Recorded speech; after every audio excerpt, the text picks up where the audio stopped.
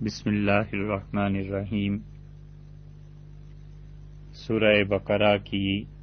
آیت کریمہ نمبر 43 میں اللہ تعالی نے یہ بات ارشاد فرمائی ہے کہ نماز کو قائم کرو، اور نماز کے قیام میں کئی ایک فرائض ہیں، کئی فرائض پوری نہیں ہوتی تو اس انسان پر کی نماز نہیں ہوتی، حتیٰ کہ بعض شرائط تو ایسی ہیں کہ اگر وہ موجود نہ ہوں تو اس انسان پر نماز فرض ہی نہیں ہے،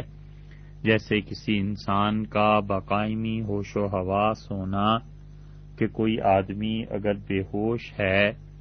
یا اس آدمی پر پاگل پن طاری ہے، دیوانہ ہے، تو اس پہ نماز فرض نہیں ہوگی۔ اسی طرح جو چیزیں نماز سے پہلے ضروری ہیں، جیسے وضو ہے، پاکیزگی ہے،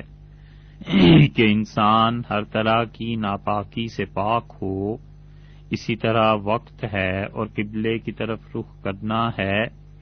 کہ اس کے بغیر نماز نہیں ہوتی، اور اسی طرح نماز کے اندر کچھ اور چیزیں بھی ہیں،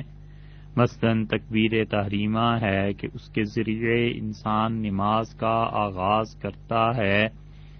رکوع ہے اور سجدہ ہے جو کہ فرض کا درجہ رکھتے ہیں، اور اگر کوئی آدمی بھولے سے بھی ان چیزوں کو چھوڑ دے تو اس کی نماز نہیں ہوگی۔ تو اس لیے نماز کے جتنے بھی اعمال ہیں ان میں سب سے پہلی چیز انسان کا وضو کرنا ہے، اور وضو کے متعلق نبی کریم صلی اللہ علیہ وسلم نے بہت ترغیب دلائی ہے۔ حدیث میں یہ بات آئی ہے کہ رسول اللہ صلی اللہ علیہ وسلم وضو کرنے کا حکم دیتے تھے، اور نہ صرف وضو کرنے کا حکم دیتے تھے بلکہ وضو اچھی طرح کرنے کا حکم ارشاد فرماتے تھے، اور حضرت ابو ہریرہ رضی اللہ عنہ کی روایت میں آیا ہے جو صحیح بخاری اور مسلم میں آئی ہے کہ رسول اللہ صلی اللہ علیہ وسلم نے فرمایا، قیامت میں اپنی امت کو پہچانوں گا کیونکہ ان پہ وضو کے آثار ہوں گے،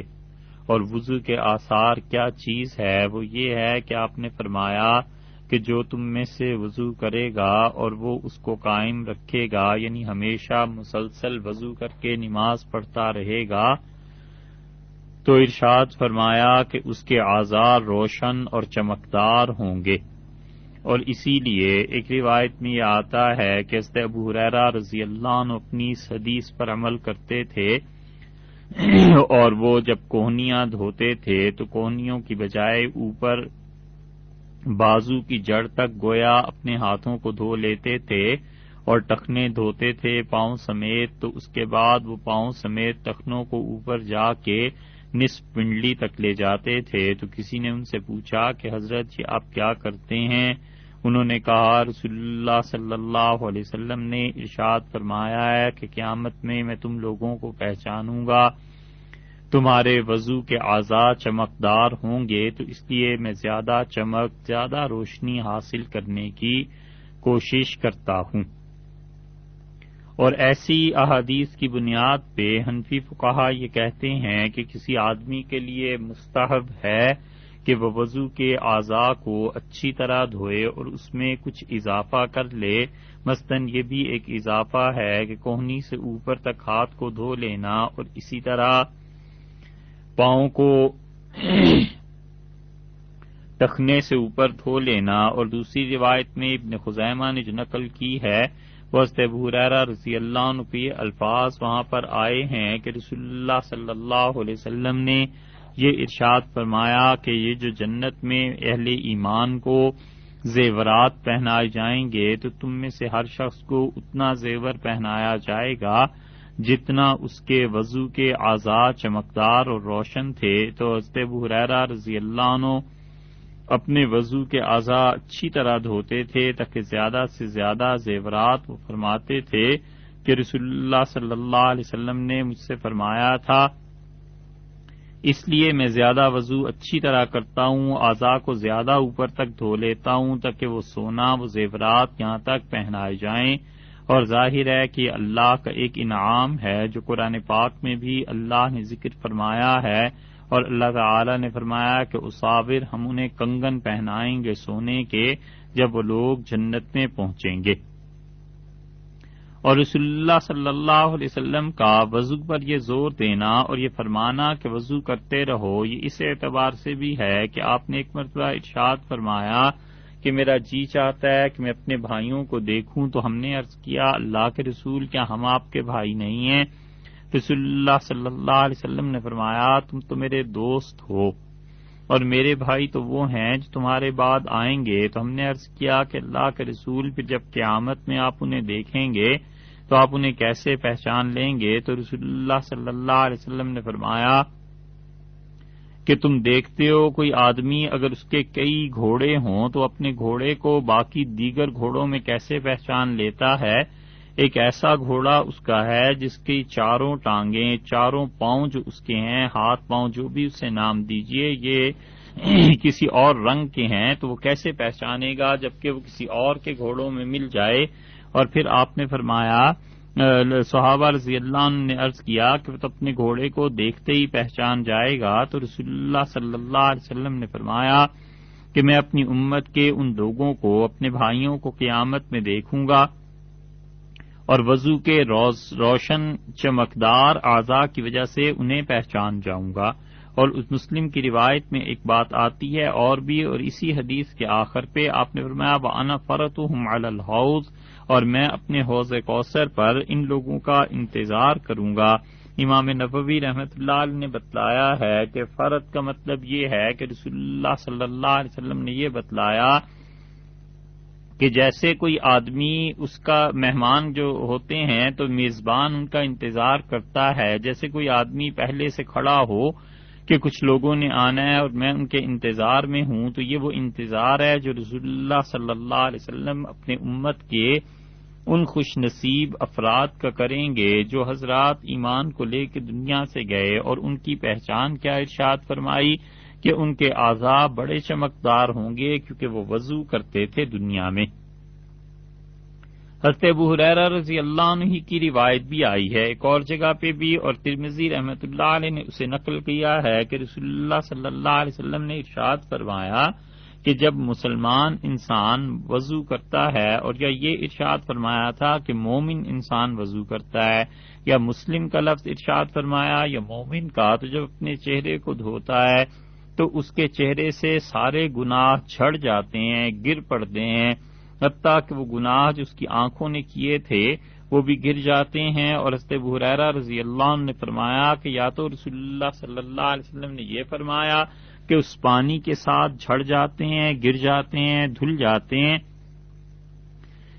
اور یا یہ ارشاد فرمایا کہ آخری پانی کا قطرہ جو اس کے چہرے سے خشک ہوتا ہے یا ٹپکتا ہے تو بس اس کے ساتھ اس کا چہرہ پاک ہو جاتا ہے۔ اور اسی طرح ہاتھوں کے بارے میں بھی ارشاد فرمایا کہ اس کے ہاتھوں نے جن چیزوں کو چھوا تھا گناہ کی تھیں، تو اس کے دونوں ہاتھ جب وضو میں دھلتے ہیں تو وضو کے پانی کے آخری قطرے کے ساتھ، یا یہ کہ وضو کا پانی ان میں جب پڑتا ہے تو اس کے بہتے ہی اس کے گناہ چڑھ جاتے ہیں۔ اور یہی بات پاؤں کے متعلق بھی ارشاد فرمائی، اور رسول اللہ صلی اللہ علیہ وسلم نے فرمایا کہ نقیم من الذنوب،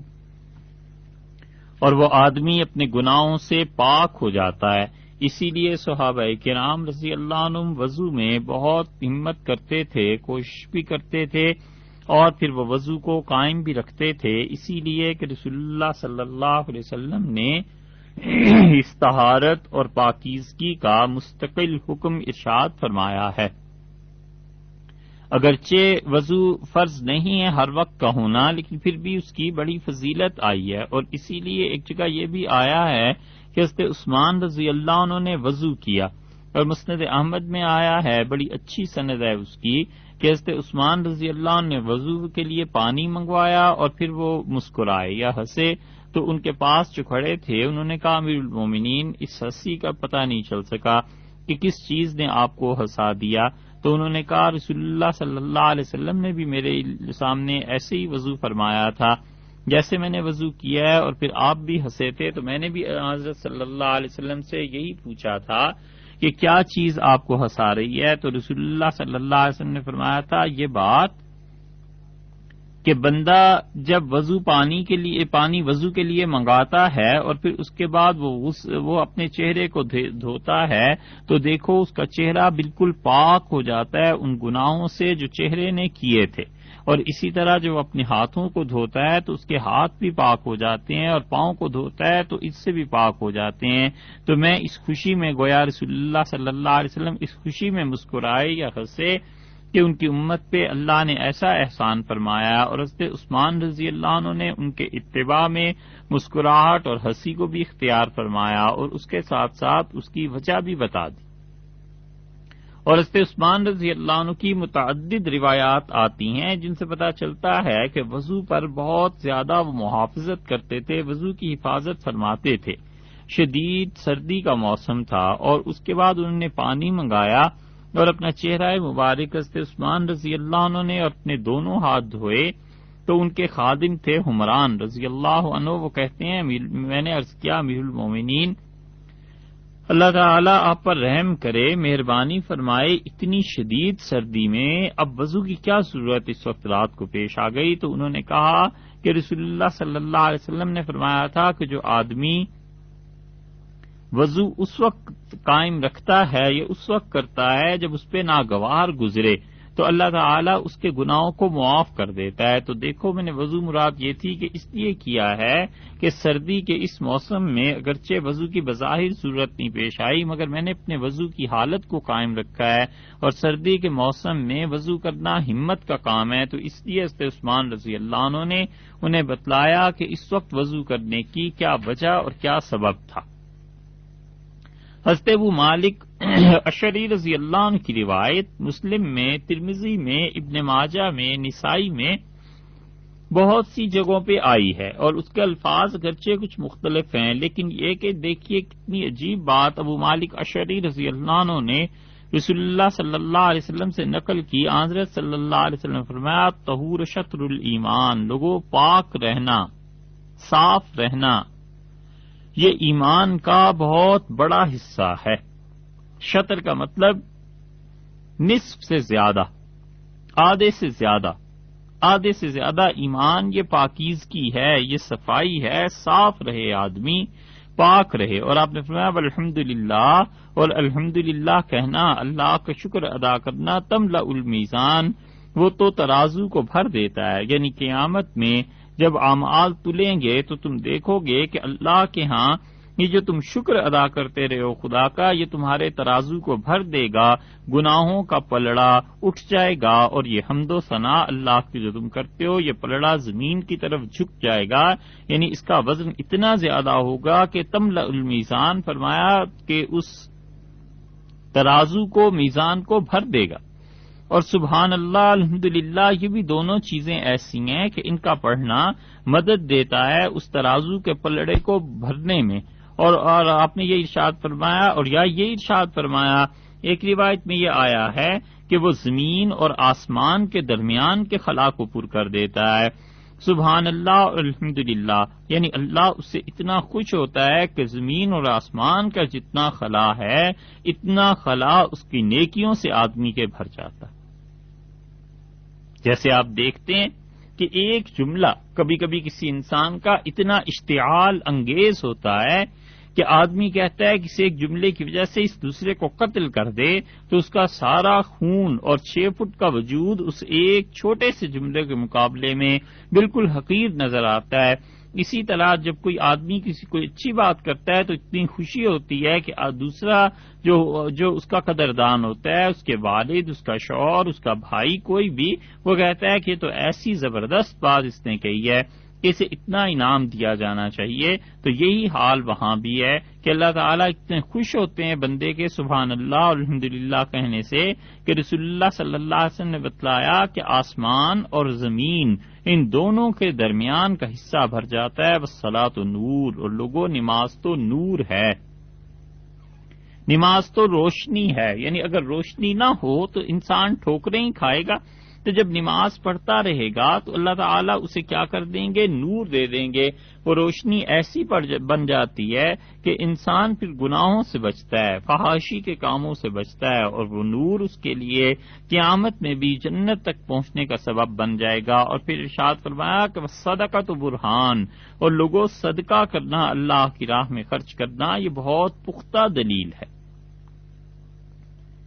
یعنی جتنے دلائل قیامت میں کوئی آدمی اپنے لیے دے گا، صدقہ کرنا یہ خاموش دلیل گویا اس انسان کی بن جائے گی کہ یہ اتنی بڑی نیکی ہے کہ اس کی طرف سے یہ قیامت میں دلیل کے طور پر پیش ہو جائے گی. والصبر ضیاء، اور ارشاد فرمایا کہ دیکھو صبر کرنا یہ بڑی روشن چیز ہے. یعنی اپنے نفس کو اللہ کی اطاعت پر مجبور کرنا، اور ناگواری چاہے نفس پر کتنی گزرے اس کو گوارا کرنا، اور نفس کو اللہ کی اطاعت کی طرف کھینچ کے لانا، یہ روشنی ہے. والقرآن حجت لک، اور قرآن قیامت میں یا تو تمہارے لیے دلیل بن جائے گا. یعنی جو کچھ تم کام کرتے رہے ہو غلط اور گناہ کے، اگر قرآن کے ساتھ تعلق تمہارا تھا تو قرآن حجت دلیل بن جائے گا ان گناہوں کو بخشوانے کے لیے. اور یہ بات دوسری جگہ بھی آئی ہے، رسول اللہ صلی اللہ علیہ وسلم نے فرمایا قیامت میں قرآن پیش ہوگا اللہ کے سامنے، اور وہ اللہ تعالی سے الفاظ یہ آئے ہیں کہ اللہ تعالی سے جھگڑے گا. جھگڑنے کا مطلب یہ کہ اللہ تعالی سے اصرار کرے گا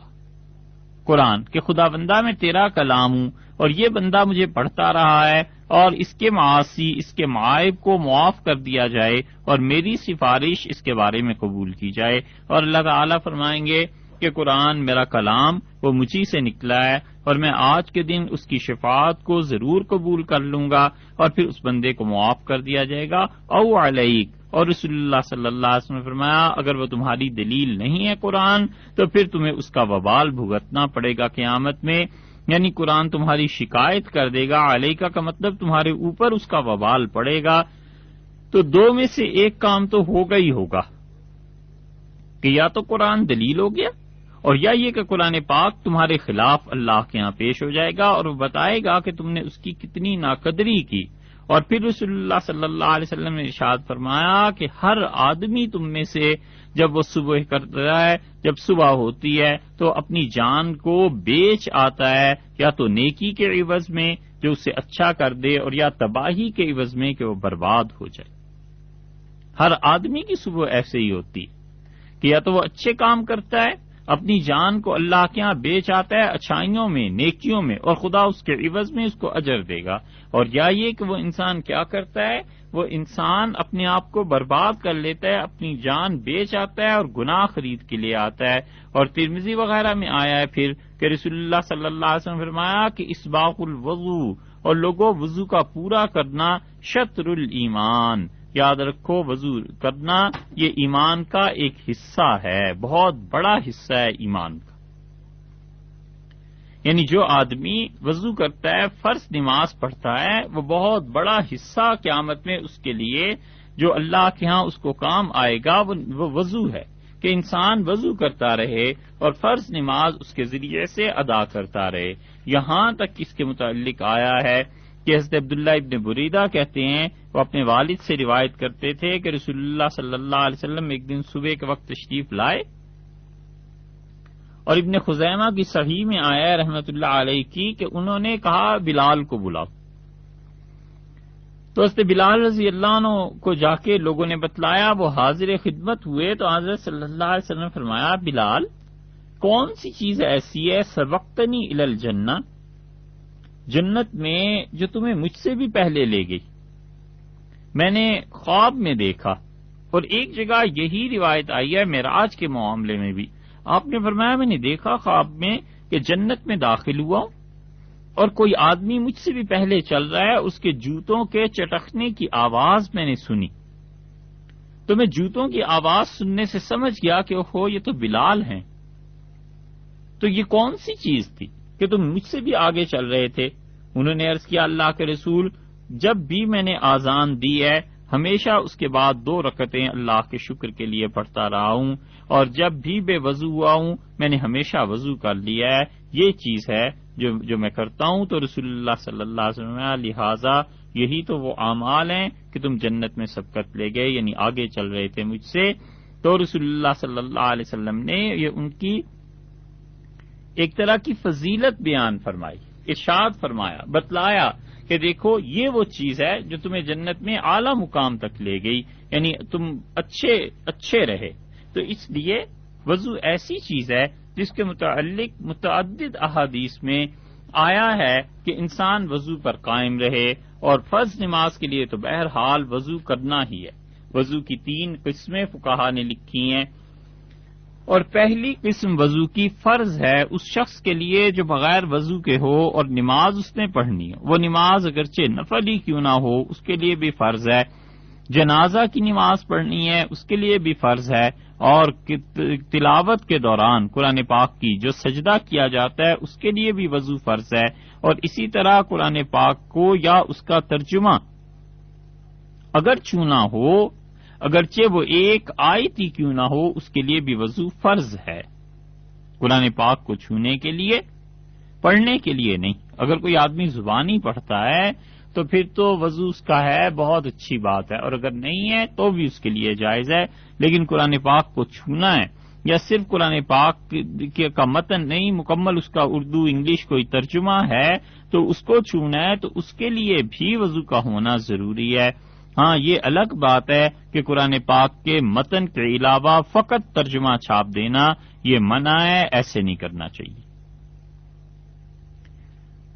مثلاً اردو کا ترجمہ ہے اور قرآن پاک کو نہ چھاپا جائے اس کے ساتھ، اور ایک سرے سے دوسرے سرے تک سارا اردو میں ہی قرآن ہو جائے، تو اس کو اس لیے منع کیا گیا ہے کہ اصل زبان قرآن پاک کی عربی ہے نا. اگر 6 صدی میں، 4 5ویں صدی میں فقہا اس کی اجازت دے جاتے اور کہتے کہ یہ درست ہے چھاپ لیا کرو، تو آپ سوچئے آج پوری دنیا میں قرآن پاک کی صرف ٹرانسلیشنز چل رہی ہوتی، اصل قرآن تو عربی کا عربوں میں ہی رہ جاتا، باقی کس نے عربی میں پڑھنا تھا. اس لیے قرآن پاک کو چھوئے یا اس کا ترجمہ، بشرطے کہ خالص ترجمہ ہو، تو اس کو چھونے کے لیے وضو کا ہونا فرض ہے. اور دوسری وضو کی قسم واجب ہے، اور وہ ہے طواف کے لیے، کہ بیت اللہ کے طواف کے لیے وضو واجب ہے. اور تیسری قسم وضو کی مستحب ہے، اور مستحب کا مطلب یہ ہے کہ اگر کوئی آدمی ایسے کرے گا تو ثواب ہے اس کے لیے. مثلاً سونے سے پہلے وضو کرنا حدیث میں بھی آیا ہے، اور رسول اللہ صلی اللہ علیہ وسلم نے بتایا ہے کہ جو آدمی باوضو سوئے گا، یا یہ کہ اپنے بستر پر اس حال میں لیٹے گا کہ وہ وضو سے ہو، تو اس انسان کے دل میں نور ہو جائے گا. یا بعض روایات کے مطابق آتا ہے کہ قیامت کے دن اس کے لیے یہ چیز نور بن جائے گی. اور سو کر جب اٹھے اس وقت بھی وضو کرنا، اور پھر ہمیشہ وضو کرنے کی اگر کسی انسان کی عادت ہو تو اس مقصد کے لیے بھی وضو کرنا یہ مستحب ہے. اور وضو ہے اور اس کے بعد اس نے کوئی بھی ایسی عبادت کر لی جس کے لیے وضو ضروری تھا، مثلاً درمیان میں طواف کر لیا، مثلاً ایک مرتبہ وضو کر کے اس نے قرآن پاک کو چھو لیا، یا اس نے 2 نفل پڑھ لیے، یا جنازہ پڑھ لیا، کوئی بھی ایسا کام جس کے لیے وضو فرض تھا، کرنے کے بعد پھر دوبارہ وضو کرنا، اگرچہ پہلے سے وضو ہی ہو، دوبارہ وضو کرنا یہ مستحب. ایک آدمی نے مثلاً عصر کی نماز پڑھ لی اور مغرب کی نماز وہ پڑھ سکتا تھا، اس کا وضو ہے، مگر پھر تو دوبارہ تازہ وضو کرتا ہے، تو یہ اس کے لیے مستحب ہے، زیادہ اجر کی بات ہے، ثواب کی بات ہے. عبداللہ ابن عمر رضی اللہ عنہما ایسے کرتے تھے. اور فقہا نے لکھا ہے کہ غیبت کرنے کے بعد وضو کرنا مستحب ہے، اس لیے کہ غیبت جو ہے یہ گناہ ہے نا، تو گناہ کے کاموں کے بعد وضو کرنا تاکہ اللہ کی یاد رہے، اللہ تعالی کے ساتھ تعلق رہے، یہ نقل اتارنا، اس کے بعد بھی وضو کرنا مستحب فقہا نے لکھا ہے. اور غیبت پہ تو اگر فرض قرار دے دیتے وضو کو تو پھر کیسا ہوتا، پھر یہ غیبت رک جاتی.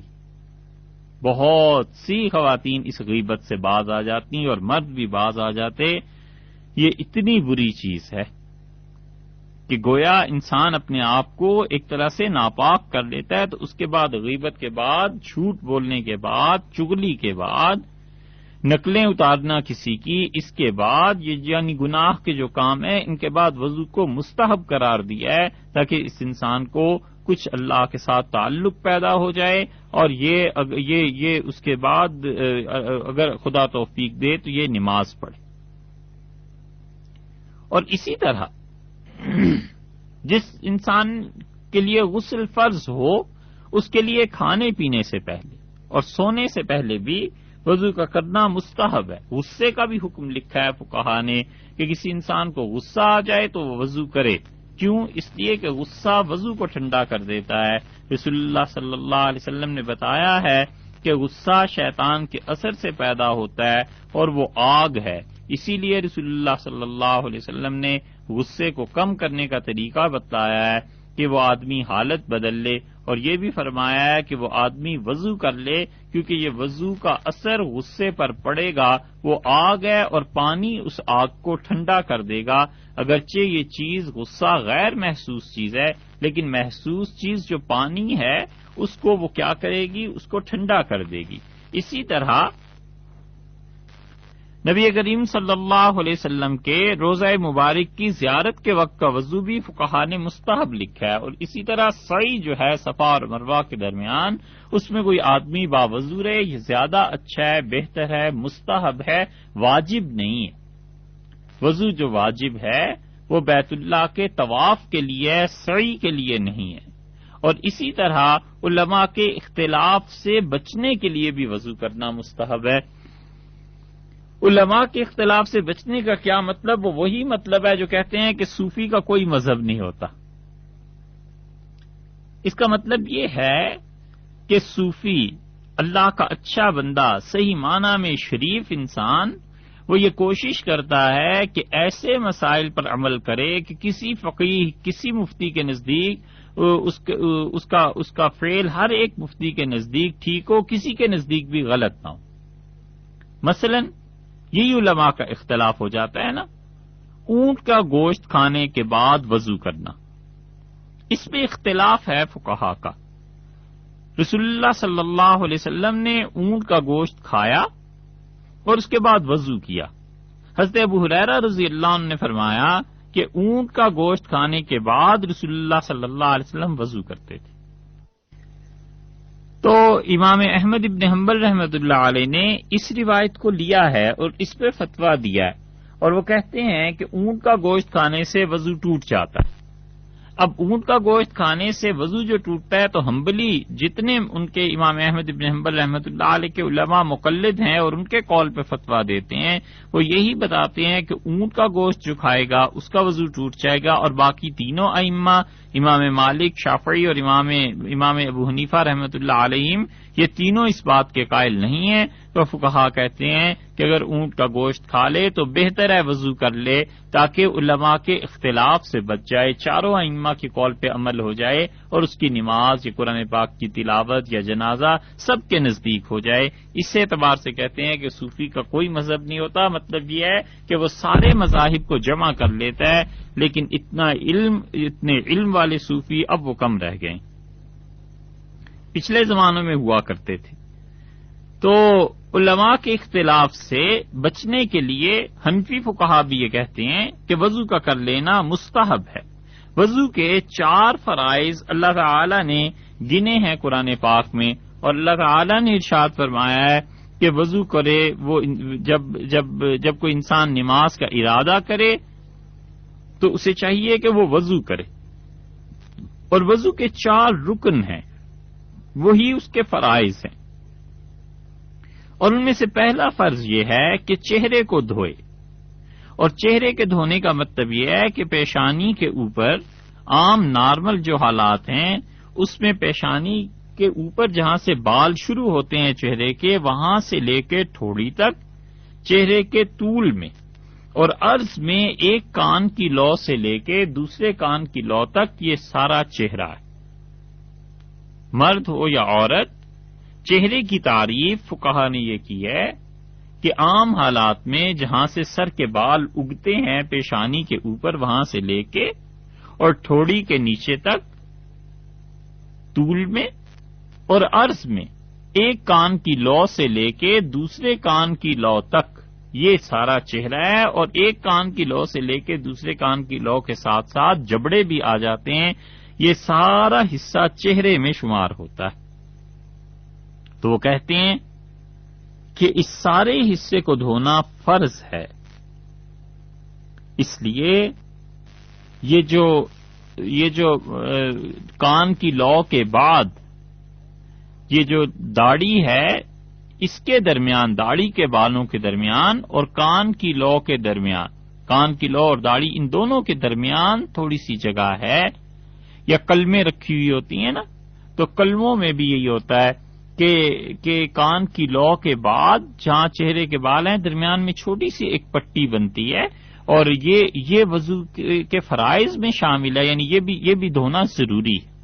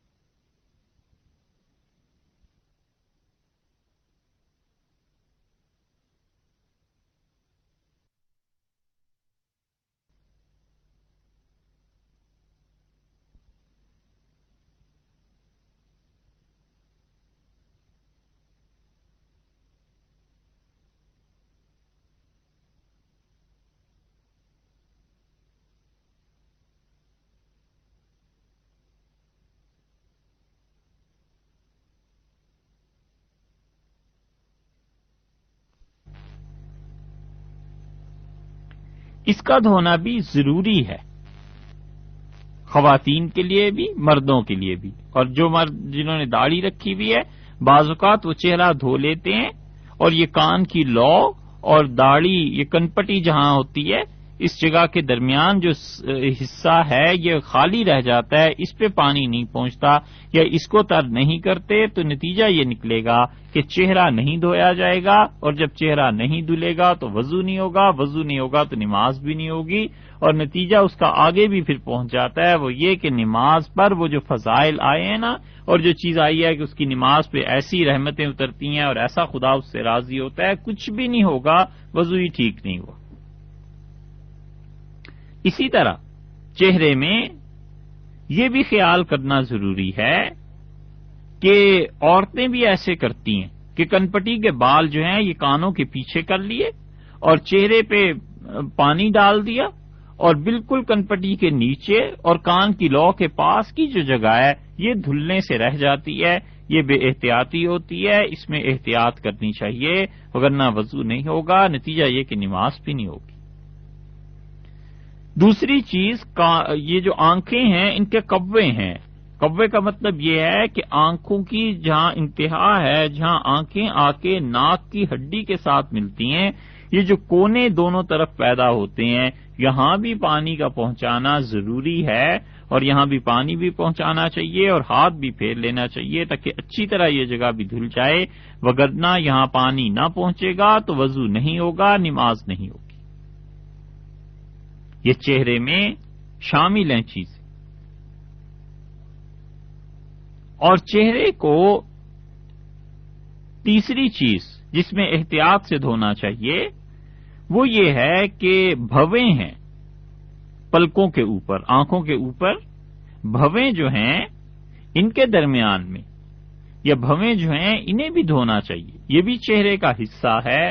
اور بعض اوقات ہوتا یہ ہے کہ انسان جلدی میں احتیاط نہیں کرتا اور دونوں بھووں کے درمیان کچھ حصہ رہ جاتا ہے، یا بھویں ہیں وہ تر ہونے سے، بھیگنے سے رہ جاتی ہیں، اور نتیجہ یہ کہ وہ وضو نہیں ہوتا اور اس کے نتیجے میں نماز بھی نہیں ہوتی۔ تو چہرے کو اچھی طرح دھونا چاہیے، یہ وضو کے فرائض میں سے ایک فرض ہے،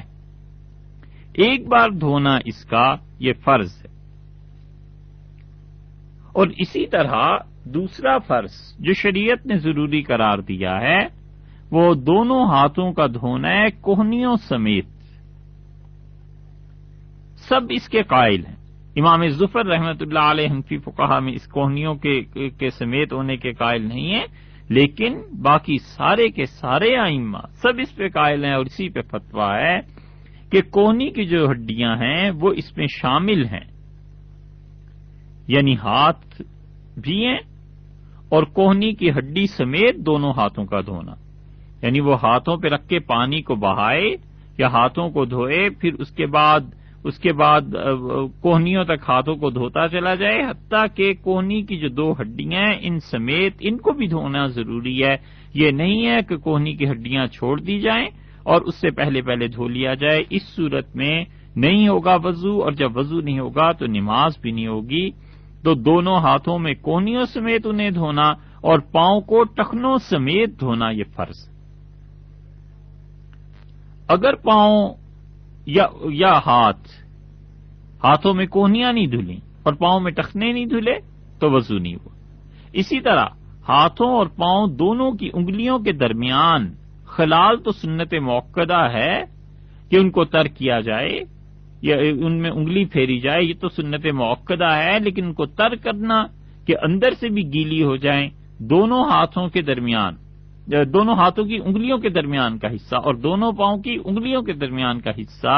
یہ بھی فرض ہے، اور اگر یہ فرض پورا نہیں ہوگا تو نتیجہ یہ کہ وضو نہیں ہوگا اور اس کے نتیجے میں نماز بھی نہیں ہوگی۔ اور چوتھا فرض وضو میں سر کا مسح کرنا ہے۔ سر کا مسح کتنا کرے؟ سب سے اچھا تو یہی ہے کہ سر میں پیشانی کے بالوں سے لے کے اور آخر تک مسح کرے،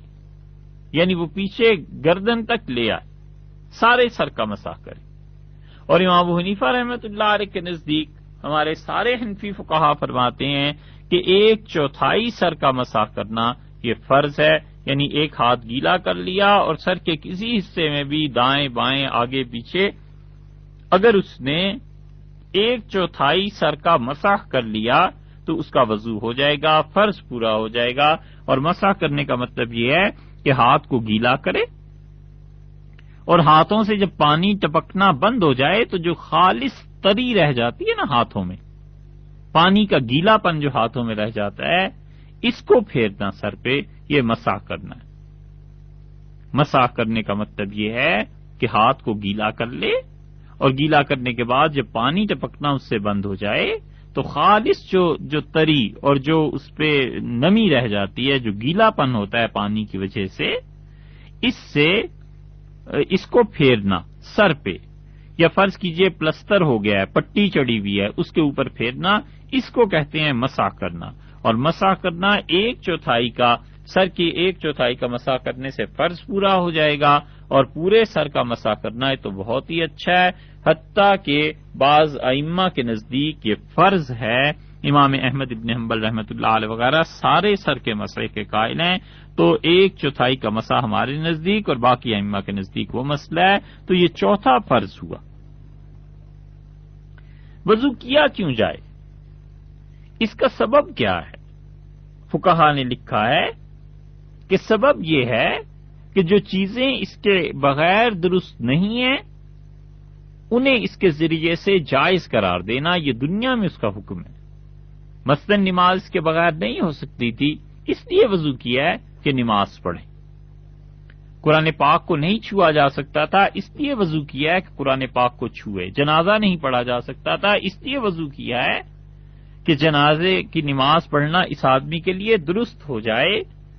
اور آخرت کا حکم اس کا کیا ہے؟ آخرت کا حکم یہ ہے کہ وہ تمام احادیث جو اس سے پہلے گزر چکی ہیں کہ اس انسان کو ثواب پہنچے، ثواب ملے اور اللہ کا قرب حاصل ہو۔ ثواب کس چیز کا نام ہے؟ ثواب نام ہے اللہ تعالی کا قرب حاصل کرنے کا۔ بس قیامت میں ثواب کی عملی شکل کیا ہوگی، اس پہ کیا اصول اور متکلمین نے بڑی لمبی مباحث کی ہیں، جس کا خلاصہ یہ ہے کہ وہ کہتے ہیں ثواب یا تو چیونٹیوں کی شکل میں ہوگا اور یا رائی کے دانے کی شکل میں ہوگا، اور پھر تلنا ہوگا چیزوں کا کہ اس کو اتنا ثواب ملا ہے، یعنی اس کو اتنے رائی کے دانے مل گئے، اس کو بہت زیادہ ثواب ملا ہے تو اللہ ہی جانتا ہے کتنے بے حد و حساب رائی کے دانے، کیونکہ اللہ تعالی نے فرمایا نا قرآن پاک میں لقمان علیہ الصلوۃ والسلام کے معاملے میں کہ انہوں نے کہا ایک رائی کے دانے کے برابر بھی اگر نیکی ہوگی اور وہ آسمانوں میں ہو یا زمین میں یا کسی چٹان پہ پڑی ہوئی ہو تو یاتی بہ اللہ قیامت میں اسے بھی لے آئے گا. تو وہ کہتے ہیں ثواب جو تلے گا، وہ کہتے ہیں بہت سے اہل علم کلام کے ماہرین اور فقہاء اور محدثین کہ وہ کہتے ہیں وہاں تلنے کی صورت رائی کی ہوگی، یا وہ کہتے ہیں چونٹی، چونکہ سب سے چھوٹی چیز ہے دیکھنے میں، تو اس اعتبار سے اس سے تولا جائے گا لوگوں کا ثواب. تو بہرحال یہ تو اس کی ایک شکل ہے، اصل چیز ثواب کی حقیقت اللہ کی رضا ہے. اسی لیے رسول اللہ صلی اللہ علیہ وسلم نے کتنی چیزوں میں یہ بات ارشاد فرمائی ہے کہ من قام ایمانا و احتسابا، اور جو آدمی اللہ کے حضور میں کھڑا ہو ایمان لے کے اور ثواب کی نیت سے. یہ جو احادیث میں احتساباً کے لفظ آئے ہیں نا، الفاظ کئی جگہ آئے ہیں احتساباً کے، تو احتساباً کا مطلب یہ ہے کہ ثواب کی نیت سے. ہمارے حضرت رحمت اللہ علیہ فرماتے تھے، وہاں علی میاں صاحب رحمت اللہ نے فرمایا کہ فرمانے لگے کہ مومن بے نیت زیادہ ہوتا ہے اور بد نیت کم ہوتا ہے. پھر خود ہی اس کی شرح فرمائی ایک دن اور ارشاد فرمایا کہ بے نیت زیادہ ہوتا ہے، یعنی نماز شروع کر دی اور ثواب کی نیت ہی نہیں، وضو کر لیا اور یہ احساس ہی نہیں ہے کہ اس وضو میں ثواب ملے گا، اور ثواب کا مطلب اللہ کا قرب حاصل ہوگا. فرمایا بد نیت کم ہی ہوتے ہیں کہ کوئی اس لیے نماز پڑھے کہ لوگ دیکھیں گے مجھے بڑا نمازی کہیں گے، اس لیے زکوٰۃ دے کہ لوگ کہیں گے بہت سخی ہے. تو بد نیت مومن کم ہوتے ہیں، بے نیت بہت ہوتے ہیں. تو اس لیے جب انسان وضو کرتا ہے تو اس کو آخرت میں ثواب ملے گا، اور وضو کے واجب ہونے کے لیے عقل شرط ہے، بالغ کا ہونا شرط ہے، اسلام کا ہونا ضروری ہے، اور اتنی مقدار پانی کی ہونا ضروری ہے جو وضو کے لیے کافی ہو. اور اسی طرح ایسی ناپاکی جو وضو دور کر سکے اس کا وجود بھی ضروری ہے. اور اسی طرح وقت کا ہونا بھی، کہ مثلا وقت ہی نہیں رہا اس کی آنکھ کھلی فجر میں اور کل 2 منٹ باقی تھے، تو اب وضو کا وقت ہی نہیں رہا اس کے پاس کہ وہ وضو کرے اور نماز پڑھے. یہ کیسے ہوگا اس کے ساتھ؟ تو اس لیے اس کے صحیح ہونے کی جو شرائط فقہا نے لکھی ہیں وہ کہتے ہیں کہ جو اعضاء وضو میں دھوئے جاتے ہیں ان پہ پوری طرح پاک پانی پہنچے. جو 4 وضو کے فرائض ہیں یا 4 اعضاء کو دھونا ہے، پاک پانی ان میں سے ہی پہنچ جانا. اور اسی طرح وہ چیز رک جائے، ختم ہو جائے جو وضو کے منافی ہے، جو وضو کو ختم کر دیتی ہے. مثلا ایکسیڈنٹ ہو گیا اور مسلسل خون بہ رہا ہے، اور اب اگر یہ شخص کہے کہ میں وضو کرتا ہوں تو وضو نہیں کر سکے گا، اس لیے کہ خون مسلسل بہ رہا ہے نا، تو خون بہنے سے تو وضو ٹوٹ جائے گا، تو وہ چیز نہ رہے جو وضو کے منافی. اور اسی طرح وہ چیز بھی جسم سے الگ ہو جائے جو چیز پانی کے درمیان اور جسم کے درمیان رکاوٹ بن جاتی ہے، یہ چیز بھی نہیں ہوگی تو وضو صحیح ہوگا. اس کی آسان مثال نیل پالش ہے. خواتین لگا لیتی ہیں نا نیل پالش، تو نیل پالش میں پانی ناخن تک نہیں پہنچتا اور درمیان میں ایک تہ جم جاتی ہے پوری نیل پالش کی، تو یہ پانی کو پہنچنے میں رکاوٹ بن گئی، تو اس کے ہوتے ہوئے وضو نہیں ہو سکتا. یہ تو نیل پالش تو بہت بڑی چیز ہے، بہت اس کی لیئر ایک پوری تہ ہوتی ہے. فقہا نے تو آٹے کے متعلق لکھا ہے کہ وہ کہتے ہیں تجربے سے یہ بات ثابت ہے کہ جو خواتین آٹا گنتی تھیں ان کے زمانے میں، وہ اپنے زمانے کا ذکر کرتے تھے، تو آٹا ناخنوں میں پھنس جاتا ہے، اور انہوں نے کہا وضو میں پانی اس آٹے میں سرایت کرے، خشک ہو جاتا ہے آٹا، تو خشک ہو جائے اور پھر اس کے بعد سرایت کرے اور وہ ناخن کے اندر تک پہنچے، یہ نہیں ہوتا. تجربہ یہ بتاتا ہے. تو انہوں نے کہا اس لیے ضروری ہے کہ وہ خاتون پہلے ناخنوں کے اوپر سے آٹا ہٹائے اور پھر اس کے بعد وضو کرے گی تو اس کا وضو ہوگا. تو اس لیے وضو کے لیے 3 چیزیں ضروری ہو گئیں. ایک تو یہ کہ پاک پانی جسم تک پہنچے، ان وضو کے اعضاء تک جن کا دھونا ضروری ہے، اور دوسرے وضو کے منافی جو چیز ہے وہ ختم ہو جائے، اور تیسرے وضو کے میں جب کر رہا ہے تو پانی کے درمیان اور جسم کے درمیان کوئی چیز رکاوٹ کی نہ رہے۔ اس کے بعد فقہا نے لکھا ہے کہ وضو میں واجب چیزیں کیا ہیں، تو وہ کہتے ہیں کہ پانی چہرے پر جب آدمی ڈالتا ہے تو دو صورتیں ہیں۔ ایک صورت تو یہ ہے کہ داڑھی اگر مرد کی ایسی ہے کہ اس میں سے نیچے اس کی جلد نظر آتی ہے، عام آدمی کوئی دیکھتا ہے تو تھوڑے سے بال ہیں، جیسے بچہ جب جوان ہوتا ہے تو اس کی داڑھی ہوتی ہے کہ نیچے چہرے میں جلد نظر آ رہی ہوتی ہے، تو وہ کہتے ہیں کہ جلد جو نیچے نظر آ رہی ہے اس تک پانی کا پہنچانا، اس جلد کو نیچے سے اس کے دھویا جائے، یہ پانی کا پہنچانا وہاں تک واجب ہے۔ اور اگر بال گھنے ہوں تو جو بال چہرے کی حد کے اوپر ہیں، یعنی حد میں جمے ہوئے ہیں، مثلاً کنپٹیوں سے نیچے ہیں، مثلاً یہ کہ دونوں جبڑوں پر ہیں، تو ان کے اوپر پانی کا بہانا، انہیں دھونا یہ ضروری ہے، واجب ہے۔ اور اسی طرح ہونٹوں کا وہ حصہ جو ظاہر رہتا ہے، مثلاً منہ بند کرتا ہے نا کوئی آدمی تو ہونٹ باہم مل جاتے ہیں، بند ہونے کی حالت قائم ہو جاتی ہے، تو جو ہونٹ نظر آتے ہیں ان کا دھونا یہ واجب ہے، ضروری۔ اور انگلیاں اگر اتنی شدید ملی ہوئی ہوں یا ناخن کبھی اتنے لمبے ہو جائیں کسی خاتون کے کہ وہ پورے اس پوروے کو ڈھانپ لیں، پورا جو ہے پورے جو انگلیوں کے ہوتے ہیں اس پورے پورے کو وہ ڈھانپ لیں اور اس پوروے میں کوئی جگہ باقی نہ رہے، تو اس ناخن کے نیچے پانی کا پہنچانا ضروری ہوگا، وگرنہ وضو نہیں ہوگا۔ اسی لیے فقہا نے لکھا ہے کہ اگر کسی نے انگوٹھی پہنی ہوئی ہے اور انگوٹھی اتنی تنگ ہے کہ اس کے نیچے پانی آسانی سے پہنچ نہیں سکتا، تو وہ کہتے ہیں کہ انگوٹھی کو ہلائے، اس کا ہلانا، اس کا گھمانا یا اس کو اتارنا یہ واجب ہے، اور اگر پانی اس کے نیچے نہیں پہنچا تو پھر اس انسان کا وضو نہیں ہوگا، کیونکہ اتنا حصہ خشک رہ جائے گا۔ اسی طرح سردیوں میں پاؤں پھٹ جاتے ہیں، اور یہ جو پاؤں کی پھٹن ہے اس میں اگر پانی پڑ جائے تو بہت تکلیف دہ چیز ہے۔ تو فقہا نے فرمایا کہ اگر کسی انسان کوئی دوائی اس میں لگا لیتا ہے، اور یا موم، پچھلے زمانوں میں موم یا چربی کو پگھلا کے اس میں ڈال دیا کرتے تھے، تو کہتے ہیں اوپر سے بس اس کا پانی گزار دیا جائے۔ شریعت نے اس بات کا مکلف نہیں کیا کہ اس موم یا چربی کو دور کر کے پھر اندر سے اسے دھویا جائے پاؤں کی پھٹن کو، بلکہ اوپر سے اس کے پانی گزارا جائے گا تو یہ بھی ٹھیک ہو جائے گا۔ اور اسی طرح فرض کر لیجئے کسی نے وضو کیا اور اس کے بعد بال منڈوا دیے، ناخن کاٹ دیے یا سر منڈوا دیا، تو وضو قائم رہے گا، کیونکہ یہ چیزیں وضو کو نہیں توڑتی۔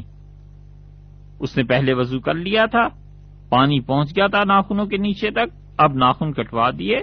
تو کوئی ضروری نہیں ہے کہ اپنے ہاتھوں کو پھر دھوئے یا کوئی ایسی بات، بلکہ یہ وضو قائم رہے گا۔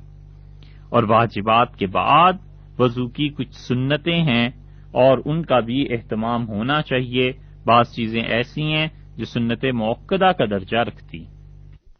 وضو میں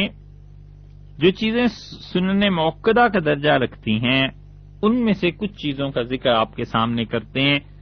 دونوں ہاتھوں کا ابتدا میں دھونا، اور یہ جو ہاتھ میں کلائی میں ایک ہڈی ابری ہوئی نظر آتی ہے یا محسوس ہوتی ہے اس سمیت دھونا۔ ہاتھ کی حد جہاں ہتھیلی کی ختم ہوتی ہے اور بازو شروع ہوتا ہے، یہاں پہ ایک ہڈی ابری ہوئی محسوس ہوتی ہے، اس سمیت دونوں ہاتھوں کا دھونا یہ سنت ہے۔ رسول اللہ صلی اللہ علیہ وسلم سے صحیح احادیث میں یہ بات ثابت ہے کہ آپ ایسے کرتے تھے۔ اور سنت موقدہ کا مطلب یہ ہے کہ کوئی آدمی اگر اس چیز کو اپنا طریقہ بنا لے کہ وہ ایسے سنت موقدہ کو چھوڑ دے گا تو سخت عتاب کا ڈر ہے اس کے لیے۔ اور رسول اللہ صلی اللہ علیہ وسلم نے فرمایا قیامت میں میری شفاعت سے اسے حصہ نہیں ملے گا۔ اور وضو کے آغاز میں بسم اللہ کا پڑھنا، بعض فقہا نے اسے مستحب لکھا ہے، لیکن بسم اللہ بالکل آغاز میں پڑھ لینی چاہیے، اس لیے کہ امام احمد بن حنبل رحمۃ اللہ علیہ وغیرہ کے نزدیک تو یہ فرض ہے، کیونکہ رسول اللہ صلی اللہ علیہ وسلم نے فرمایا ہے کہ اس آدمی کا وضو نہیں ہوتا لا وضوء لمن لم یذکر اسم اللہ علیہ، جو وضو پہ اللہ کا نام نہ لے، تو اس لیے وہ کہتے ہیں سرے سے وضو ہوتا ہی نہیں۔ اور باقی فقہا اور احناف کہتے ہیں اس کا مطلب یہ ہے کہ اس کو وضو کا ثواب نہیں ملتا، اس انسان کے لیے بری بات ہے کہ وہ بغیر اللہ کا نام لیے وضو کو شروع کر دے، تو بسم اللہ پڑھ کے وضو کو ابتدا کرنا، آغاز کرنا، یہ سنت ہے۔ اور اس کے بعد کلی کرنا، اور کلی میں مسواک کرنا، یہ جو مسواک ہے یہ سنت ہے رسول اللہ صلی اللہ علیہ وسلم کی، اور بہت چیزیں حدیث میں آئیں۔ بخاری میں آیا ہے لولا ان اشق علی امتی، رسول اللہ صلی اللہ علیہ وسلم نے فرمایا اگر مجھے اپنی امت کی مشقت کا خوف نہ ہوتا کہ یہ لوگ بڑی دقت میں پڑ جائیں گے تو لامرتہم بالسواک مع کل صلاۃ، تو میں نے کہتا کہ ہر نماز کے ساتھ جب وضو کرو تو ہر وضو میں اپنی مسواک استعمال کرو، اپنا منہ صاف رکھو۔ ایک جگہ آیا ہے کہ رسول اللہ صلی اللہ علیہ وسلم نے فرمایا کہ میں انہیں حکم دیتا کہ تم مسواک کرو۔ ایک مقام پہ ارشاد فرمایا ہے کہ دیکھو مسواک کرتے رہنا، فإنہا، یہ جو السواک مطہرۃ للفم، اس سے منہ کی بو زائل ہو جاتی ہے، منہ صاف رہتا ہے، مرضات للرب، اور تمہارے پروردگار کو راضی کرنے والی، خوش کرنے والی ہے، اللہ تعالی خوش ہوتا ہے اس بندے سے۔ حضرت ابو ایوب رضی اللہ عنہ کی روایت میں ترمذی میں آیا ہے کہ رسول اللہ صلی اللہ علیہ وسلم نے فرمایا 4 چیزیں انبیاء علیہ الصلوۃ والسلام کی سنتیں رہی ہیں، یعنی ہر نبی علیہ الصلوۃ والسلام اس پہ عمل کرتے رہے ہیں، اور ان میں سے آپ نے فرمایا کہ تعطر، عطر کا لگانا، اور ایک چیز یہ فرمائی کہ والسواک، اور مسواک کا کرنا۔ مسند احمد میں آیا کہ مرضات للرب، یہ تمہارے رب کو راضی کرنے والی چیز ہے، مسواک کرتے رہو۔ حضرت عائشہ رضی اللہ عنہ سے پوچھا گیا کہ رسول اللہ صلی اللہ علیہ وسلم گھر جب تشریف لاتے تھے تو سب سے پہلے کیا کرتے تھے؟ تو قالت بالسواک، انہوں نے کہا سب سے پہلے رسول اللہ صلی اللہ علیہ وسلم مسواک دیکھتے تھے کہ کہاں ہے، تاکہ اپنے منہ مبارک کو صاف کریں۔ بہت جگہ یہ بات آئی ہے، یعنی ایسے لگتا ہے کہ دن رات میں شاید 8-10 مرتبہ رسول اللہ صلی اللہ علیہ وسلم مسواک کرتے ہوں گے، 5 مرتبہ تو نمازیں ہی ہو گئیں۔ سو کے اٹھتے تھے، دانت صاف کرتے تھے، مسواک کرتے تھے۔ سونے سے پہلے رسول اللہ صلی اللہ علیہ وسلم مسواک کر کے سوتے تھے، اور مسواک اپنے سرہانے رکھ کے سوتے تھے۔ جو چیزیں رسول اللہ صلی اللہ علیہ وسلم کے سرہانے پڑی رہتی تھیں کہ وہ ہر وقت گویا استعمال میں آتی تھیں، ان میں سے مسواک تھی۔ تو 7 موقع تو یہی ہو گئے، اور پھر کھانا کھانے کے بعد، اور پھر رسول اللہ صلی اللہ علیہ وسلم پر وہی چونکہ کثرت سے نازل ہوتی تھی تو جو منہ مبارک تھا اسے صاف رکھنا ہی تھا۔ اور اسی لیے عبداللہ ابن مسعود رضی اللہ عنہ کے متعلق آیا ہے کہ صاحب السواک والنعلین، رسول اللہ صلی اللہ علیہ وسلم کے جوتے اور رسول اللہ صلی اللہ علیہ وسلم کی مسواک، یہ تو ابن مسعود رضی اللہ عنہ کے پاس رہتی تھی، حتیٰ کہ رسول اللہ صلی اللہ علیہ وسلم نے اپنا رشتہ ایک جگہ بھیجا، اور پوری حدیث لوگ پڑھیں تو لوگوں کو اندازہ ہو کہ اسلام کا مزاج شریعت کا کیا ہے، اور سنا دیں تو لوگ یہ سمجھیں گے کہ شاید یہ جھوٹ گھڑ لیا گیا لیاذ باللہ۔ یہاں تو اتنی جھوٹی روایات، ایسے سمجھتے ہیں کہ رشتے شادی یہ بس ایسے ہی گرے پڑی عورتوں سے ہو جانی چاہیے، بیچاری جنہیں نہ صفائی کا ڈھنگ آتا ہو، نہ سلیقہ ہو، نہ طریقہ ہو کوئی زندگی کا۔ اسلام یہ مزاج نہیں سکھایا، اور اوپر سے جعلی صوفی اور جھوٹے بزرگ مل جائیں گے جو یہ کہیں گے کہ فلاں بزرگ تھے اور ان کا رشتہ گیا، اور ان کے شیخ نے کہا کہ میری بیٹی ہے مگر ہے وہ آنکھوں سے اندھی ہے اور کانوں سے بہری ہے اور لولی لنگڑی ہے، اور تم شادی کرو گے، اور مرید باصفا نے سر جھکا دیا۔ ہوگا جو بھی جھوٹ یہ گھڑا ہوا، مگر کم سے کم رسول اللہ صلی اللہ علیہ وسلم نے یہ نہیں سکھایا۔ اسلام نے یہ تعلیم نہیں دی. نبی کریم صلی اللہ علیہ وسلم نے مسلم وغیرہ کی روایت میں آتا ہے کہ اپنے رشتے کے لیے ایک خاتون کو بھیجا اور فرمایا کہ فلاں جگہ جاؤ، میں شادی کرنا چاہتا ہوں، اور 2 چیزیں اس خاتون میں دیکھ لینا، اور ان میں سے ایک چیز یہ بھی ارشاد فرمائی تھی کہ اس کے منہ سے بو نہ آتی ہو. یہ کیا ہے؟ یہ طہارت ہے، یہ پاکیزگی ہے، یہ نفاست ہے، یہ صفائی ہے جو ہر مومن انسان کے ساتھ ہونی چاہیے. یہ آپ ڈاکٹر سے پوچھئے اور آپ لیڈی ڈاکٹر سے پوچھئے کہ ان کے پاس کیسے کیسے پیشنٹ آتے ہیں جو دنوں اور ہفتوں اپنی پاکیزگی اور صفائی کا خیال نہیں رکھتے، اور اس کے باوجود وہ سب سے بڑے مومن ہیں. مومن انسان ایسا نہیں ہوتا. رسول اللہ صلی اللہ علیہ وسلم نے فرمایا مجھے اتنی جبریل نے مسواک کرنے کی وصیت کی، اتنی کہ خفت علی اضراسی، مجھے ڈر ہوا کہ میرے مسوڑے چھل جائیں گے. یہ طبرانی میں آیا ہے، اور ابن ماجہ میں آتا ہے کہ رسول اللہ صلی اللہ علیہ وسلم نے فرمایا مسواک کرتے رہو، اس سے تمہارا منہ صاف رہے گا اور اللہ تم سے خوش ہوگا. ما جاءنی جبرائیل، اور میرے پاس جب بھی جبرائیل آئے الا اوصانی بالسواک، مجھے کہتے رہے کہ آپ مسواک کرتے رہیے، حتیٰ کہ لقد خشیت ان یفرض علی وعلی امتی، مجھے ایک مرتبہ یہ ڈر لگنے لگا کہ یہ کہیں آئندہ جبریل یہی نہ حکم لے آئیں کہ مسواک کرنا آپ پہ بھی فرض ہے اور آپ کی امت پہ بھی فرض ہے. مسند ابو یعلا میں آتا ہے ظننت انہ ینزل علی فیہ قرآن، مجھے ایک مرتبہ یہ خیال ہونے لگا، رسول اللہ صلی اللہ علیہ وسلم نے فرمایا کہ مجھے خیال ہوا کہ اب جو وحی آئے گی نا قرآن میں تو اللہ تعالیٰ اسے فرض قرار دے دیں گے، وحی آئے گی کہ اپنے منہ صاف رکھا کرو.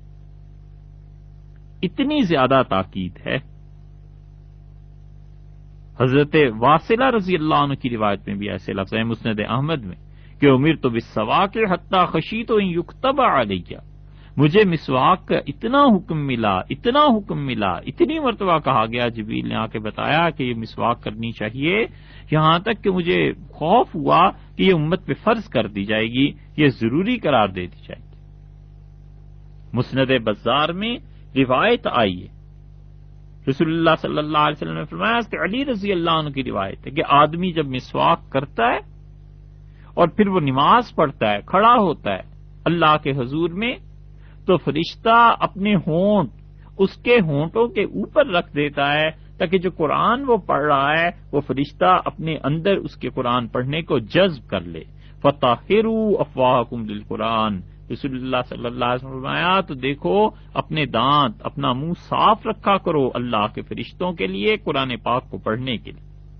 یہ ارشاد فرمایا قرآن پاک کو پڑھنے کے لیے، تو مطلب یہی ہوا کہ اللہ کا یہ ایسا انعام ہے کہ وہ جو کلام تمہارے منہ سے خدا کا نکلے گا گویا یہ اس فرشتے کی خوراک ہے، گویا یہ اس فرشتے کو راحت اور خوشی مل رہی ہے، اس نے اپنے ہونٹ تمہارے ہونٹوں پہ رکھ دیے ہیں. تو فرمایا اپنے ہونٹوں کو، اپنے منہ کو صاف رکھا کرو. اسی وجہ سے حضرت عائشہ رضی اللہ عنہا کی روایت مسند احمد میں آئی ہے کہ رسول اللہ صلی اللہ علیہ وسلم نے فرمایا مسواک کر کے جو آدمی دانت صاف کر کے نماز پڑھتا ہے 70 گنا زیادہ ثواب لیتا ہے اس نماز سے جو نماز بغیر اس کے پڑھی جاتی. بہت چیزیں آئی ہیں، بہت جگہ یہ آیا، لیکن عام طور پہ لوگ اس سے غفلت کرتے ہیں اور دانت پیلے پڑ جاتے ہیں اور منہ سے بو آنے لگتی ہے. یہ سب چیزیں مسواک، یہ سب چیزیں مومن کے شان کے منافی. مسواک کو اگرچہ فقہا مستحب لکھیں مگر احادیث کی اتنی تاکید دیکھ کے احساس ہوتا ہے. یہ احادیث اس لیے سنائی ہیں کہ مومن انسان اپنے لباس کے اعتبار سے، اپنے چال ڈھال کے اعتبار سے، اپنی گفتگو کے اعتبار سے، اپنی عادات کے اعتبار سے، ہر اعتبار سے مومن نظر آنا چاہیے. جو اس سے ملے طبیعت خوش ہو کہ یہ اللہ کا اچھا بندہ ہے. مومن انسان ایسے ہوتا ہے. تو فقہا نے اسے وضو کی سنتوں میں شمار کیا ہے اور وہ کہتے ہیں کہ مسواک کرے، اور اگر مسواک نہیں ہے تو اپنی انگلی دانتوں پہ پھیر لے مسواک نہ ہونے کی صورت میں. مگر مسئلہ یہ ہے کہ مسواک ہو کیوں نہ، مسواک ہونی چاہیے تاکہ دانت صاف ہو. وضو کی اور بھی سنتیں ہیں وہ انشاءاللہ آئندہ نشست میں عرض کریں.